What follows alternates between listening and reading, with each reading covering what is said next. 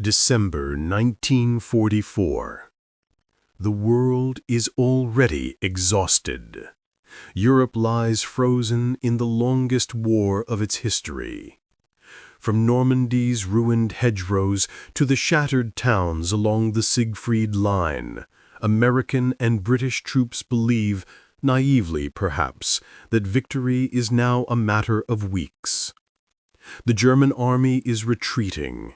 Hitler's empire is burning, and snow begins to fall across the Ardennes forest like a shroud over a dying beast. But in Berlin, in a bunker humming with the sound of desperation, one man refuses to surrender to reality. Adolf Hitler, his face pale, his hands trembling with both rage and morphine, clings to a final vision that a single, spectacular blow can shatter the Allied front, divide the Americans and the British, and force a negotiated peace on the Western Front. He names it Unternehmen Wacht am Rhein, Operation Watch on the Rhine. The name itself is a deception, meant to sound defensive. In truth, it is the last offensive of Nazi Germany. Inside smoky rooms of the Führer headquarters, maps are unrolled. The Ardennes region, thick forest, winding roads, treacherous terrain seems ideal. It's the same ground through which the German Blitzkrieg had roared in 1940, cutting through Belgium and France like lightning. Now, 4 years later, Hitler dreams of repeating that miracle. If his armies can punch through the thin American lines in Belgium, capture the port of Antwerp, and sever the Allied forces, he believes the Western powers might sue for peace, leaving him free to turn all his forces back against the advancing Soviet Union in the East. It is a delusion born of ego, but one given form by men who still know how to plan destruction. Field Marshal Walter Model, the defender of the Reich, doubts the scheme. General Gerd von Rundstedt calls it madness. Even Sepp Dietrich, the SS commander entrusted with one of the key spearheads, mutters that the plan is impossible. But no one defies Hitler now. Orders are orders. In secret, across Western Germany, hundreds of thousands of troops begin to assemble. The forests conceal 1,500 tanks and assault guns, including the dreaded Tiger II, a monster of steel weighing 70 tons. Fuel is scarce, so scarce that every drop is rationed from captured depots and civilian reserves. But in the cold silence of December, no one outside German lines suspects what is coming. To the west, the Americans hold a quiet sector of the front. The Ardennes is considered a rest area, where battered divisions rotate to recover. Teenagers, new recruits, and men who have seen too much war now share the same snowy foxholes. The 99th Infantry Division, barely 3 months on European soil. The 106th, fresh from training in the States. To their south, the seasoned 101st Airborne is refitting after months of fighting. The men roast coffee over small fires. They write letters home. The radio hums with Christmas songs from London. No one expects an attack. On the night of December 15th, the forest holds its breath. The snow thickens. Visibility drops to almost nothing. December 16th, 1944, 5:30 a.m. The quiet of the Ardennes explodes. From the German lines erupts the fury of 2,000 artillery pieces. The snow turns orange with muzzle flashes. Entire hillsides seem to ignite as the Luftwaffe, nearly grounded for months, joins the assault with what remains of its fuel. Trees are shredded to splinters. The American lines buckle beneath the weight of fire not seen since Normandy. Within minutes, the German infantry advances, gray shadows through the fog, ghost-like under the forest canopy. The tanks follow, steel monsters groaning over frozen earth. Hitler's gamble has begun. The Americans are stunned. Communications collapse. Telephone wires are cut, radios jammed, runners lost in the confusion. The 99th Infantry Division, posted near the Schnee-Eifel, finds itself surrounded almost immediately. Two of its regiments, 422nd and 423rd, will vanish into captivity within 3 days. It is one of the worst mass surrenders of U.S. troops in the European theater. Yet, amidst the chaos, individual acts of courage burn like flares in the dark. In Lanzereth, Belgium, an American reconnaissance platoon of just 18 men holds off an entire German battalion for nearly 20 hours, buying precious time.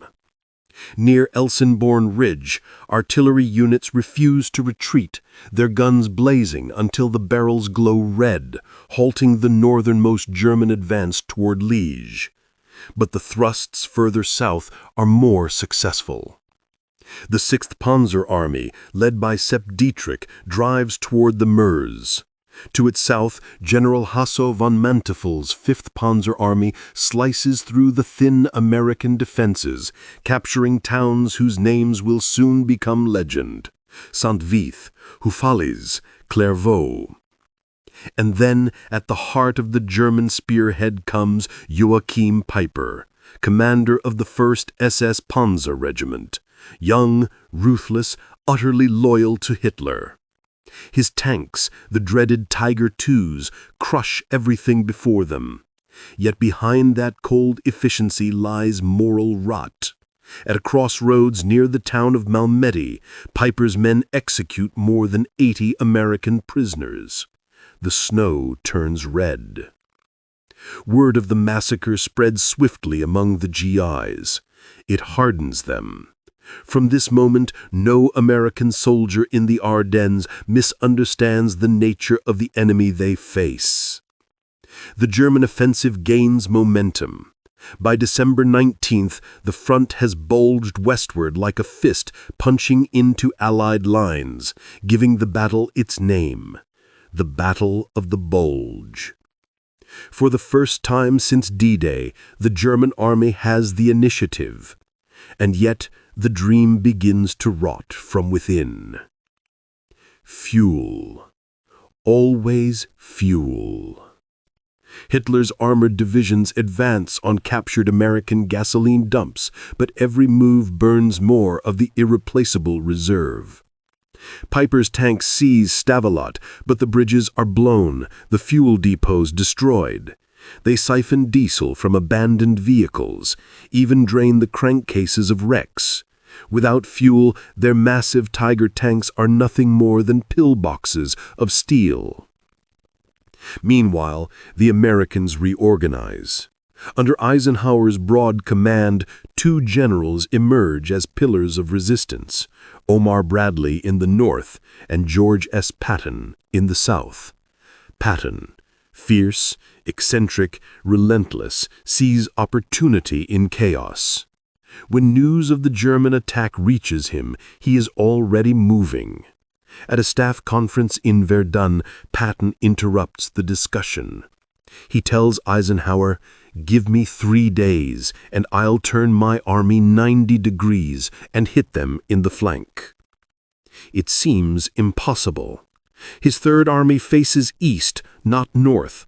To pivot an entire army across snow-choked roads and resupply lines would test the limits of logistics and command. Yet, in the way that distinguishes the U.S. Army's wartime machine, it happens. In those same hours, in the forests around Bastogne, the 101st Airborne Division digs in. The Screaming Eagles, veterans of Normandy and Holland, are rushed forward to hold the vital crossroads that controls the German route to the Meuse. They arrive without winter gear, without sufficient ammunition, and with little artillery support.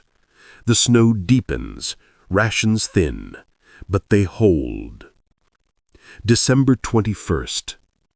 The German encirclement tightens around Bastogne. Roads are cut.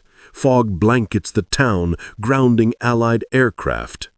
Inside the perimeter, Brigadier General Anthony McAuliffe commands the defense. When the Germans send envoys under a white flag demanding surrender, McAuliffe's reply becomes legend. One word: nuts. To the trapped paratroopers and armor crews, it's more than bravado. It's defiance made language. The Americans will not yield. Day after day, the Luftwaffe attempts to strafe the roads. German tanks shell the town from every direction. Men sleep in cellars and fight in foxholes filled with frozen water. Still, Bastogne holds, a stubborn thorn in Hitler's plan. For every hour it resists, the offensive slows. By Christmas Eve, German optimism falters. Their timetable collapses. The Meuse remains out of reach. And as the skies finally clear, a new sound fills the frozen air. The distant drone of hundreds of American bombers and C-47 transports. The weather, which had shielded the Germans in the first week, now turns against them. Allied air power returns. Fighters swoop low over the white forests, strafing convoys, igniting fuel dumps, tearing columns apart. For the Germans, the last miracle of the Reich is dying in the snow. And then, on December 26th, through sleet and gunfire, Patton's spearhead breaks through the southern perimeter of Bastogne. His tanks, their tracks clattering with frozen mud, their crews gaunt and sleepless, roll into the town. The link-up is complete. The siege is over. The men of the 101st, filthy and frostbitten, greet the armored columns with weary smiles. Some are too tired to cheer. Others simply nod, sharing cigarettes with the tankers who've come to relieve them. The line has held. From that moment, the initiative shifts irreversibly. The German advance has stalled. The fuel is gone. The weather has turned. Yet Hitler refuses to acknowledge defeat. He orders continued attacks, hurling the last of his reserves into the cauldron. But now the Americans are the ones pushing back, methodically, relentlessly, with the momentum of a nation whose industrial power dwarfs all opposition. By Christmas Eve, the offensive that was meant to divide the Allies lies strangled by its own ambition. The bulge begins to collapse under the weight of American counterattacks. On January 1st, the Luftwaffe launches Operation Bodenplatte, a desperate attempt to destroy Allied airfields in Belgium. It succeeds only in finishing itself off. Hundreds of irreplaceable pilots are shot down. The Reich has fired its last shot. In the cold light of January 1945, the snows of the Ardennes are littered with wrecks. Blackened Tigers, burned-out Shermans, frozen bodies of men who believed winter would protect them. The forests are quiet again. But this time, the silence belongs to the Americans. January 1945. The Ardennes forest no longer belongs to Germany. The great bulge that once surged westward now begins to wither inward, collapsing beneath its own weight like ice melting under pressure. The dream of Wacht am Rhein, the miracle that was meant to save the Reich, lies buried beneath a crust of snow and wreckage.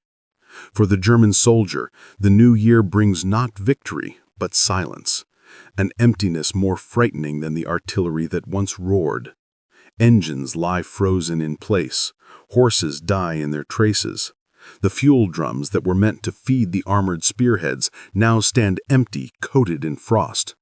Men huddle in cellars with candles burning low, waiting for orders that no longer make sense. At the Führer headquarters in Berlin, Hitler refuses to hear the truth.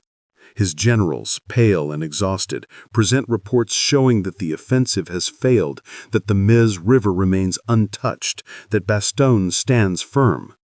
But Hitler's world has shrunk to maps and fantasies. He speaks of counter-offensives, of red arrows striking back towards Liège and Namur. His staff know it is over. None dare say it aloud. Across the white plains of Belgium, the American counterstroke gathers strength. Patton's Third Army surges northward from the south. Hodge's First Army drives south from the north, and in the center, the men who survived Bastogne push eastward once more. The noose around the German salient begins to tighten. Now the hunter becomes the hunted. Every road east is clogged with retreating convoys. Half-tracks, ox carts, bicycles, and fuel-starved tanks inching through the snow. Allied fighter-bombers circle overhead like hawks, striking again and again. Bridges collapse into rivers choked with ice. Each explosion sends black smoke rising into the white sky, marking another fragment of the Reich destroyed. In the forests near St. Vith, what remains of the 2nd Panzer Division tries to fight its way back. They had reached within 4 miles of the Meuse at the height of the offensive. Now they are reduced to fighting with carbines and Panzerfausts, begging fuel from any passing truck. By mid-January, their tanks are burning wrecks. The 1st SS Panzer Corps is shattered. Joachim Peiper, who once led the spearhead of the assault, abandons his last tanks, escaping on foot through the snow with a handful of men. When he reaches German lines, he is gaunt and frostbitten. The man who once led the most feared armored column in Europe now trudges like a ghost through a landscape of failure. The American advance is systematic. Where the German attack had been bold, the Allied counterattack is mathematical. Engineers rebuild bridges in hours. Supply columns flow forward across what had been front lines days earlier. Every movement is fed by the vast machinery of American industry, the assembly lines of Detroit, the fuel of Texas, the food of Kansas. To the German soldier, this power seems inhuman, mechanical, endless. They fight bravely, but they fight on empty stomachs and dwindling hope. In one German advance in the Ardennes village, an American officer pauses by the wreckage of a Panther tank. Its crew lies frozen beside it. He writes in his journal, "They fought for an empire that had already died, but they didn't know it yet." By mid-January, the weather turns again. The snow becomes slush, the frozen rivers crack.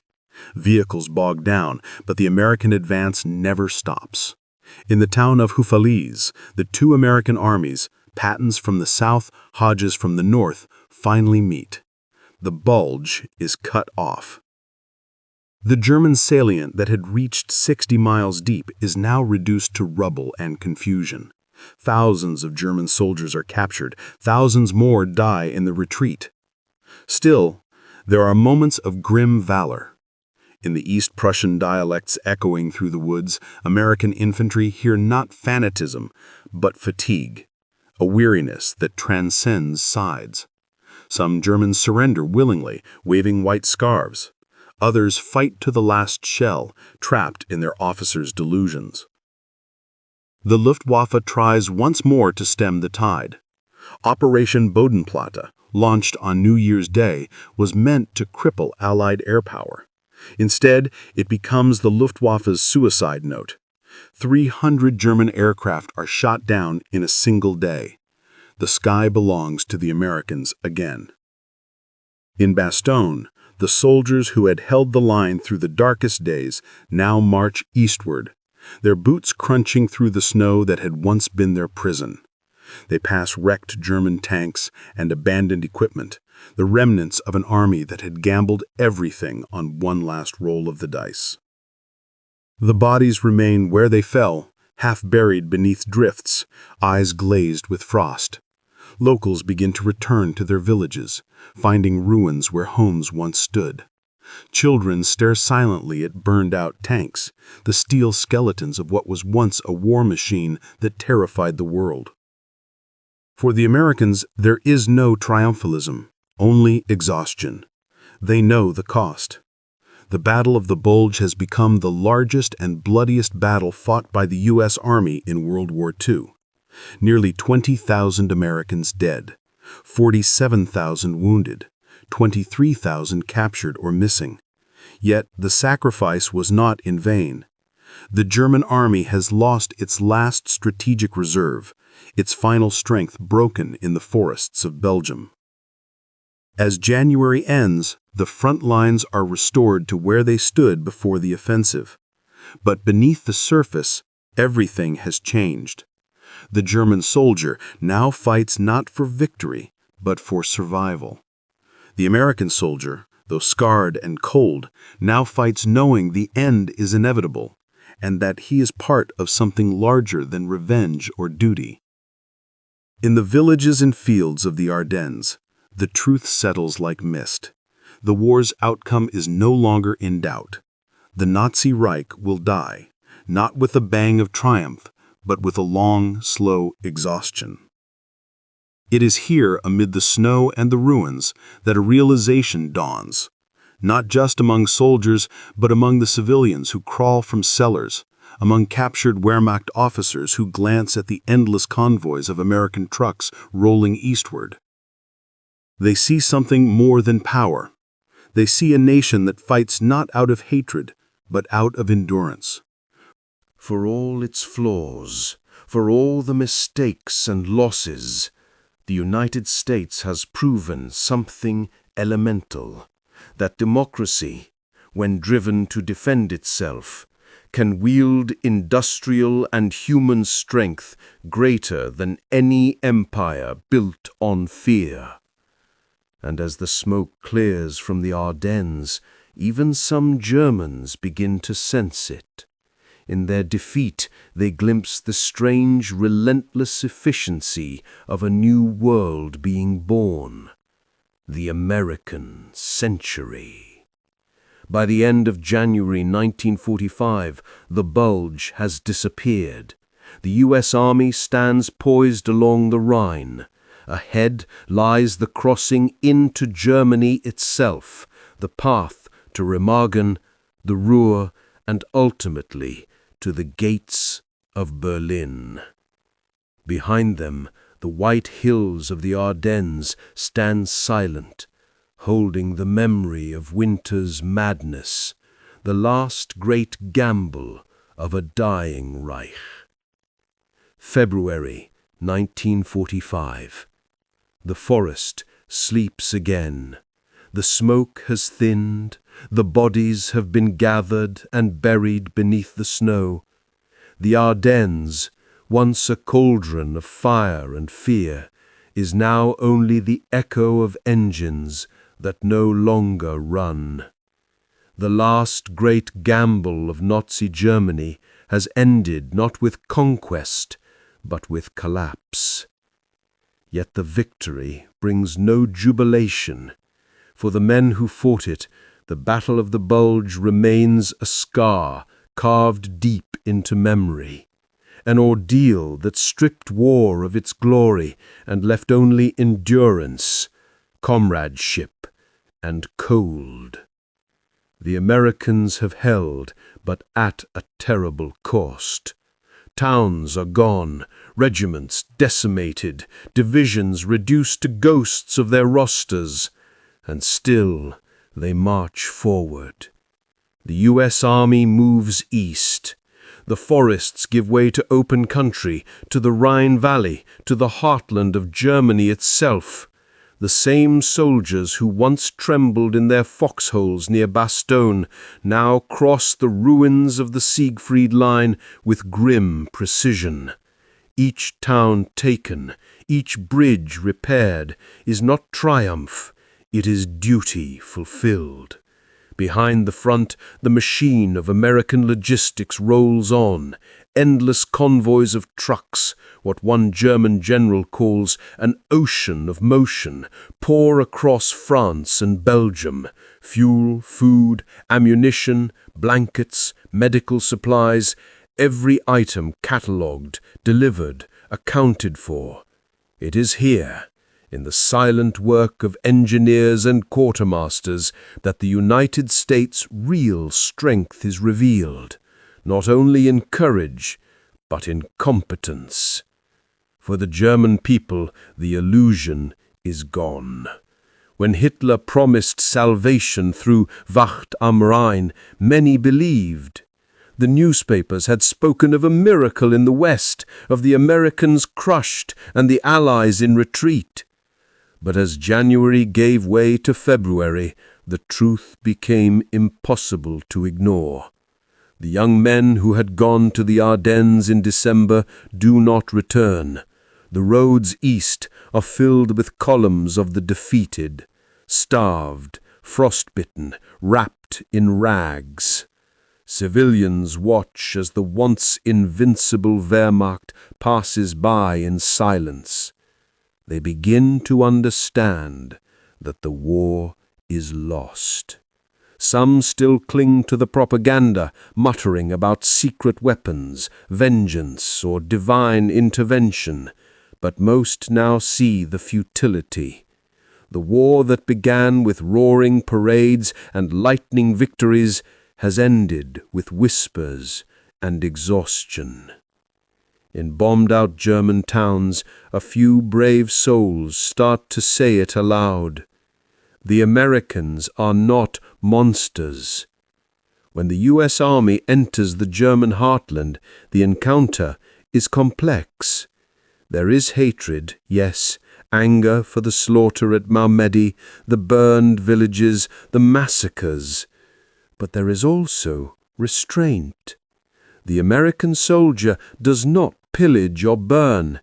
He gives chocolate to children, bandages to the wounded, and food to the hungry. In those gestures, small yet powerful, a conquered people glimpses something they had been told was weakness: mercy. One German nurse in the town of Prün writes in her diary, "They are not what we were told. They do not shout. They share their rations. When they smile, I forget for a moment that we have lost everything." This quiet realization spreads like thawing ice. For the first time in 12 years, many Germans begin to see that power need not come from cruelty, that another way of being strong exists, one not built on fear. In March 1945, the Rhine is breached. American troops seize the Ludendorff Bridge at Remagen intact, a miracle of chance and discipline. Eisenhower orders every available division across it. The bridge groans under the weight of tanks and trucks, but the current cannot stop them. The Reich, once the terror of the continent, is now being invaded from the west. For the Americans who fought through the Ardennes, this moment carries a strange weight. They have survived winter's worst, crossed rivers once thought unassailable, and now stand within reach of the final victory. Yet there is little celebration. They have seen too much death to cheer. In the ashes of Cologne, in the shattered ruins of Kassel, they discover the evidence of what the war has truly been: prisons, camps, forced labor barracks. The scale of the Reich's crimes begins to emerge. What was once a war of armies becomes a confrontation with evil itself. And it is here that the meaning of the Ardennes is rewritten. The Battle of the Bulge was never only a clash of tanks and rifles. It was the last convulsion of tyranny against the modern world, the final attempt of a dying ideology to defy the weight of reason and humanity. In holding the line that winter, the Americans had done more than defend a front. They had defended the future. 1945. Berlin burns. The snow of the Ardennes has melted into mud, feeding the rivers that flow east toward the Elbe. The war that began with blitzkrieg ends in ruins and suicide. Hitler is gone, the Reich collapses under its own myth. Across the ruined continent, American convoys bring not just victory, but relief. Food for the starving, medicine for the dying, hope for the liberated. Europe's rebirth begins amid the wreckage of its darkest winter. For the soldiers who fought in the Ardennes, the war will never truly end. Some return home and build quiet lives, haunted by the faces of those who did not. Others remain in Europe, helping to rebuild what they once helped to destroy. In every one of them, though, lives the memory of that frozen forest, the place where the line held, where courage met despair, where endurance outlasted madness. History will call it a victory, and rightly so. But those who lived it remember it differently. They remember the silence after the guns, the way snow fell on the wreckage like forgiveness. They remember the enemy soldiers who shivered just as they did, who prayed to the same indifferent sky. They remember that in the end, survival itself felt like grace. And for the Germans who lived to see the aftermath, the realization deepened. The United States was not the enemy their leaders had described. It was something stranger, stronger, a nation that fought without hatred, conquered without cruelty, and rebuilt what it had destroyed. That understanding would, in time, become the foundation of a new world order. The bulge was not merely the end of a battle, it was the turning of an age, the moment when Europe's fate passed from the hands of empires to those of democracies, when the future spoke not in German thunder, but in the quiet resolve of ordinary men from across the Atlantic. So ends the last winter of the Reich. The forests of the Ardennes are green again. The hills that once shook with artillery now hum with wind and birdsong. Beneath the soil lie the remains of two armies, foes in life, equal in death. And above them, the world they left behind continues on, forever marked by the frost and fire of that final gamble.